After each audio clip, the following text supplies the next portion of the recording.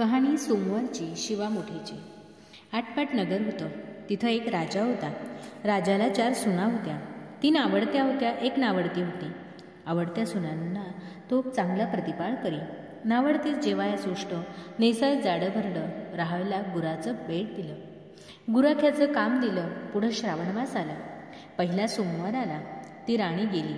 नागकन्या देवकन्यांची भेट झाली। यांना विचारलं, बाई बाई कुठं जाता? महादेवाच्या देवळी जातो, शिवामूठ वाहतो। त्यानं काय होतं? भ्रताराची भक्ती होते, इच्छित कार्य सिद्धीस जातं, मुलं बाळं होतात, नावडती माणसं आवडती होतात, वडील मनुष्यापासून सुखप्राप्ती होते। मग त्यांनी हिला विचारलं, तू कोणाची कोण? मी राजाची सून, तुमचे बरोबर येते। त्यांचे बरोबर देवळात गेली। नागकन्या देवकन्या वसा वसू लागल्या। नावडती म्हणाली, का ग बायानो, वसा कसं वसता? आम्ही शिवामुठीचा वसा वसतो।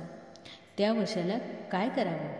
मूठ चिमूट तांदूळ घ्यावे, शिवराई सुपारी घ्यावी, गंधफूल घ्यावं, 2 बेलाची पाने घ्यावी, मनोभावे पूजा करावी, हाती तांदूळ घ्यावे आणि तोंडानं शिवा शिवा महादेवा, माझी शिवामूठ ईश्वरा देवा, सासू सासऱ्या दिरात भावात नंदा जावा, भ्रतारा नावडती आहे ती आवडती कर रे देवा, असं म्हणून तांदूळ व्हावेत। संध्याकाळपर्यंत उपवास करावा।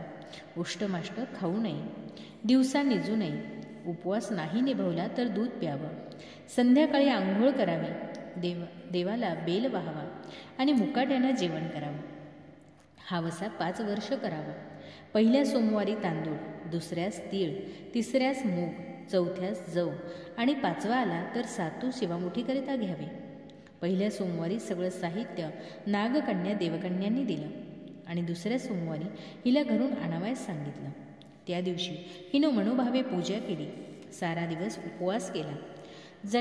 जावानंदांनी उष्टमाष्ट दिलं, ते तिनं गाईला घातलं। शंकराची आराधना केली आणि दूध पिऊन निजून राहिली। पुढं दुसरा सोमवार आला। नावडतीनं घरातून सर्व सामान मागून घेतलं। पुढं रानात जाऊन नागकन्येबरोबर मनोभावे पूजा केली आणि शिवा शिवा महादेवा, माझी शिवामूठ ईश्वरा देवा, सासू सासऱ्या दिरा भावा नंद जावा भ्रतारा, नावडती आहे ती आवडती कर रे देवा, असे म्हणून तीळ वाहिले। सारा दिवस उपवास केला। शंकराला बेल वाहिला, दूध पिऊन निजून राहिली। संध्याकाळी सासू सासऱ्यांनी विचारलं, तुझा देव कुठे आहे? नावडतीनं जबाब दिला, माझा देव फार लांब आहे, वाट कठीण आहे, काटे कुठे आहे, साप वाघ आहे, तिथं माझा देव आहे। पुढंच तिसरा सोमवार आला। पूजेचं सामान घेतलं, देवाला जाऊ लागली। घरची माणसं मागं चालली। नावडते तुझा देव दाखव म्हणू लागली। नावडतीला रोजचा सराव होता, तिला काही वाटले नाही। यांना काटेकुटे पुष्कळ लागले। नावडतीची दया आली। आजपर्यंत रानात कशी येत असेल कोण जाणे। नावडतीला चिंता पडली। देवाची प्रार्थना केली, देवाला तिची करुणा आली। नागकन्या देवकन्या ह्यासह वर्तमान देऊळ सुवर्णाचं झालं। रत्नजडिताचे खांब झाले, हंड्या झुंबरं लागली, स्वयंभू महादेवाची पिंड झाली। सगळ्यांनी देवाचं दर्शन घेतलं। नावडती पूजा करू लागली, गंधफूल वाहू लागली।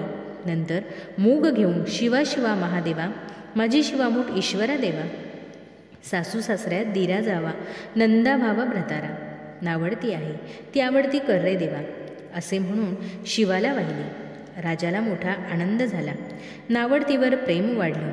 दागिने ल्यायला दिले। खुंटीवर पागोटं ठेवून तळ पाहावयास गेला। नावडतीची पूजा झाली। पूजा झाल्यावर सगळी माणसं बाहेर आली। इकडे देऊळ अदृश्य झालं। राजा परत आला। माझं पागोटं देवळी राहिलं। देवळाकडे आणावयास गेला।